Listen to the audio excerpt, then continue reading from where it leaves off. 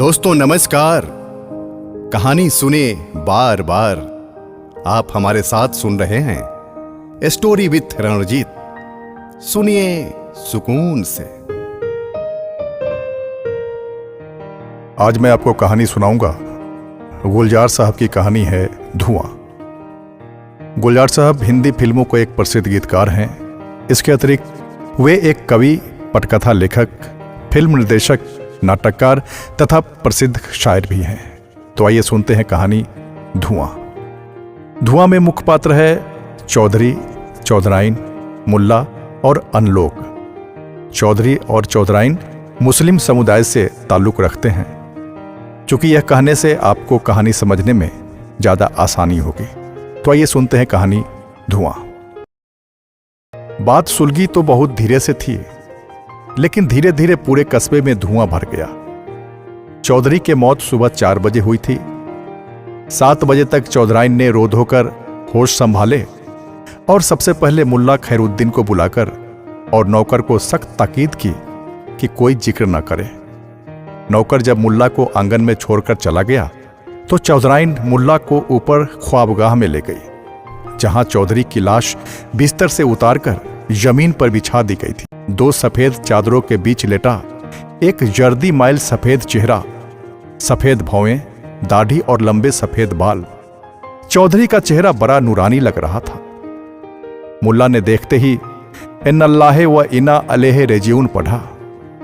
कुछ रस्मी से जुल्मे कहे। अभी ठीक से बैठा भी नहीं था कि चौधराइन अलमीरा से वसीयतनामा निकाल लाई। मुल्ला को दिखाया और पढ़ाया भी। चौधरी की आखिरी ख्वाहिश थी कि उन्हें दफन के बजाय चिता पर रख के जलाया जाए और उनकी राख को गांव के नदी में बहा दिया जाए, जो उनकी जमीन सींचती है। मुल्ला पढ़ के चुप रहा, मन ही मन सोचने लगा। चौधरी ने दीन मजहब के लिए बड़े काम किए थे। गांव में हिंदू मुसलमान को एक सा दान देते थे। गांव में कच्ची मस्जिद पक्की करवा दी थी और तो और हिंदू के शमशान की इमारत की भी पक्की करवाई थी। अब कई वर्षों से बीमार पड़े थे, लेकिन इस बीमारी के दौरान भी हर रमजान में गरीब गुरबा की अफगरी का इंतजाम मस्जिद में उन्हीं के तरफ से हुआ करता था। इलाके के मुसलमान बड़े भक्त थे उनके, बड़ा अकीदा था उन पर। और अब वसीयत पढ़कर बड़ी हैरत हुई मुल्ला को, कहीं झमेला न खड़ा हो जाए। आजकल वैसे ही मुल्क की फिजा बहुत खराब हो रही थी। हिंदू कुछ ज्यादा हिंदू हो गए थे और मुसलमान कुछ ज्यादा मुसलमान। चौधराइन ने कहा, मैं कोई पूजा पाठ नहीं करवाना चाहती, बस इतना चाहती हूं कि शमशान में उन्हें जलाने का इंतजाम कर दीजिए। मैं रामचंद्र पंडित को भी बता सकती थी, लेकिन इसलिए नहीं बुलाया कि बात कहीं बिगड़ ना जाए। बात बताने से ही बिगड़ गई जब मुल्ला खैरुद्दीन ने मसलहतन पंडित रामचंद्र को बुलाकर समझाया कि तुम चौधरी को अपने शमशान में जलाने की इजाजत ना देना, वरना हो सकता है इलाके के मुसलमान बावेला खड़ा कर दें। आखिर चौधरी आम आदमी तो था नहीं, बहुत से लोग बहुत तरह से उनसे जुड़े हुए थे। पंडित रामचंद्र ने भी यकीन दिलाया कि वह किसी तरह के शर अंगेजी अपने इलाके में नहीं चाहते हैं। इससे पहले बात फैले, वह अपनी तरफ से प्रमुख लोगों को समझा देंगे। बात जो सुलग गई थी, धीरे धीरे आग पकड़ने लगी। सवाल चौधरी और चौधराइन का नहीं है, सवाल अकीदों का है। सारी कौम, सारी कम्युनिटी और मजहब का है। चौधराइन की हिम्मत कैसे हुई कि वो अपने शौहर को दफन करने के बजाय जलाने की तैयारी हो गई? क्या वह इस्लाम के आईन नहीं जानती? कुछ लोगों ने चौधराइन से मिलने की भी जिद की। चौधराइन ने बड़े धीरज से कहा, भाइयों, ऐसी उनकी आखिरी ख्वाहिश थी। मिट्टी ही तो है, अब जला दो या दफन कर दो। जलाने से उनकी रूह को तस्कीन मिले तो आपको ऐतराज हो सकता है। एक साहब कुछ ज्यादा तैश में आ गए, बोले, उन्हें जलाकर क्या आपको तस्कीन होगी? जी हां, चौधराइन का जवाब बहुत मुख्तसर था।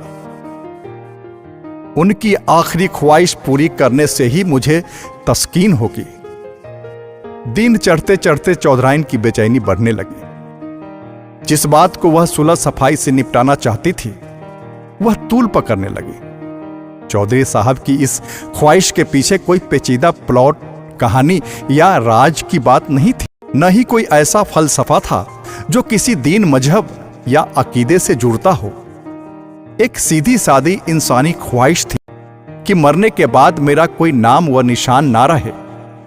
जब हूं तो हूं, जब नहीं हूं तो कहीं नहीं हूं। बरसों पहले यह बात बीवी से हुई थी, पर जीते जी कहां कोई ऐसी तफसील में झांक कर देखता है। और यह बात उस ख्वाहिश को पूरा करना चौधराइन की मोहब्बत और भरोसे का सबूत था।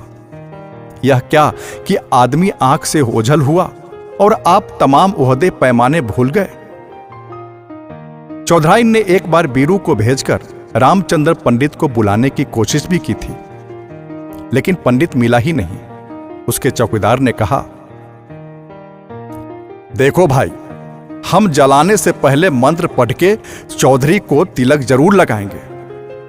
बीरू ने कहा, अरे भाई, जो मर चुका उसका धर्म अब कैसे बदलेगा? चौकीदार ने कहा, तुम ज्यादा बहस तो करो नहीं। यह हो नहीं सकता कि गीता के श्लोक पढ़े बगैर हम किसी के मुख अग्नि दें। ऐसा न करे तो आत्मा हम सबको सताएगी, तुम्हें भी हमें भी। चौधरी साहब के हम पर बहुत एहसान है, हम उनकी आत्मा के साथ ऐसा नहीं कर सकते। बीरू लौट गया। बीरू जब पंडित के घर से निकल रहा था तो पन्ना ने देख लिया। पन्ना ने जाकर मस्जिद में खबर कर दी। आग जो घुट घुट कर ठंड होने लगी थी फिर से भड़क उठी। 4-5 मुअत्तबिर मुसलमानों ने तो अपना कतई फैसला भी सुना दिया। उन पर चौधरी के बहुत एहसान थे, वह उनके रूह को भटकने नहीं देंगे। मस्जिद के पिछवाड़े वाले कब्रिस्तान में कब्र खोदने की हुक्म भी दे दिया। शाम होते होते कुछ लोग फिर हवेली पर आ धमके। उन्होंने फैसला कर लिया था कि चौधराइन को डरा धमकाकर चौधरी का वसीयतनामा उससे हासिल कर लिया जाए और जला दिया। फिर वसीयतनामा ही नहीं रहेगा तो बुढ़िया क्या कर लेगी?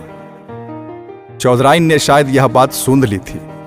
वसीयतनामा को उसने कहीं छुपा दिया था और जब लोगों ने डराने धमकाने की कोशिश की तो उसने कहा,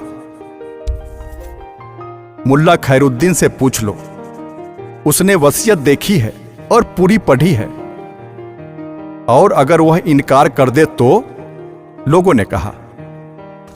चौधराइन ने कहा, कुरान शरीफ पर हाथ रख के इनकार कर दे तो दिखा दूंगी, वरना क्या? वरना कचहरी में देखना। लोग आपस में कहने लगे कि बात कचहरी तक जा सकती है। यह भी वाजे हो गया।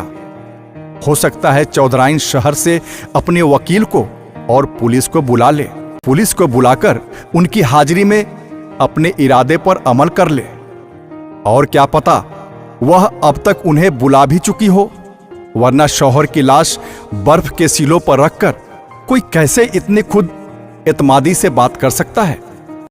रात के वक्त खबरें अफवाहों की रफ्तार से उड़ती है। किसी ने कहा, यह घोड़ा पर सवार अभी अभी शहर की तरफ जाते हुए देखा गया है। घुड़सवार ने सर और मुंह साफे से ढांप रखा था और वह चौधरी की हवेली से ही आ रहा था।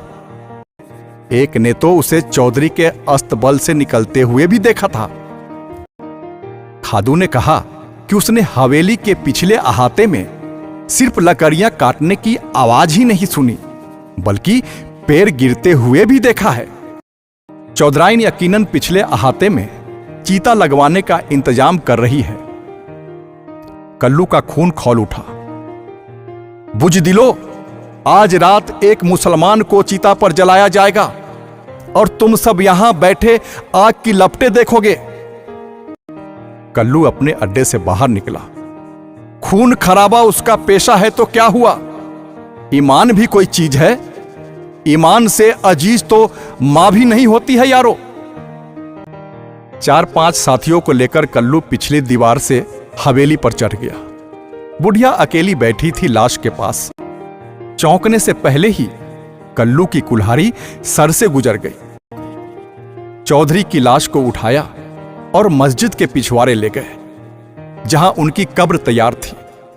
जाते जाते रमजे ने पूछा, सुबह चौधराइन की लाश मिलेगी तो क्या होगा? बुढ़िया मर गई क्या? सर तो फट गया था, सुबह तक क्या बचेगी? कल्लू रुका और देखा चौधराइन की ख्वाबगाह की तरफ। पन्ना कल्लू के जिगरे की बात समझ गया। तू चल उस्ताज, तेरा जिगर क्या सोच रहा है मैं जानता हूं, सब इंतजाम हो जाएगा। कल्लू निकल गया कब्रिस्तान की तरफ। रात जब चौधरी की ख्वाबगाह से आसमान छूती लपटें निकल रही थी तो सारा कस्बे धुएं से भरा हुआ था। जिंदा जला दिए गए थे और मुर्दे दफन हो चुके थे। दोस्तों, ये कहानी कैसी लगी ये आप जरूर कमेंट्स में लिखकर बताएंगे, और आगे की कहानी सुनने के लिए आप इसे सब्सक्राइब जरूर करेंगे। बहुत बहुत धन्यवाद।